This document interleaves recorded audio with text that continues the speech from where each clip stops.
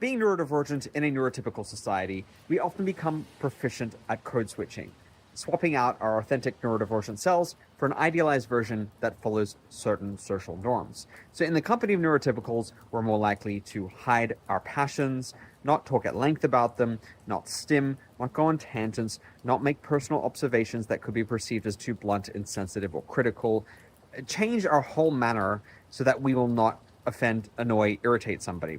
If you're ADHD, you probably have some kind of drive towards being impulsive, hyperactive, or inattentive, to daydream, to become not as responsive, or to become hyper responsive and be very talkative and be impulsive in what comes out of your mouth. If you're autistic, you're probably going to be, we're talking general population wise, more likely to be focused on your interests, monologuing about the thing you're passionate about, not necessarily reading somebody's social reactions and being able to assess whether they're engaging with what you're saying and therefore to desist if you're disengaging somebody. And again, these are just generalizations about some of the challenges each neurotype faces.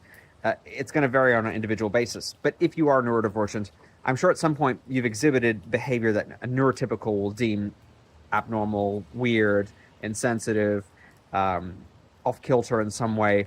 And you've seen, because of their adverse reaction, even if you're not always the most adept at reading it, such as frowning, going quiet, exchanging looks, pulling an expression, that this person has not appreciated what you've said, or they're being put off by what you're saying. And in seeing that reaction, it might take multiple instances of that, or a more extreme reaction that comes afterward, for you to realize that, oh, this isn't the appropriate thing for me to say or do, according to this context, according to this person, according to this situation. Because it's all context based. We don't know always going to any situation if something will be acceptable with one person in one situation and not in another. And that ambiguity is extremely frustrating. We become code switchers because we don't want to deal with the ambiguity. We don't want to deal with the uncertainty. We don't want to deal with the adverse reactions that happen when we don't get it right, according to neurotypicals.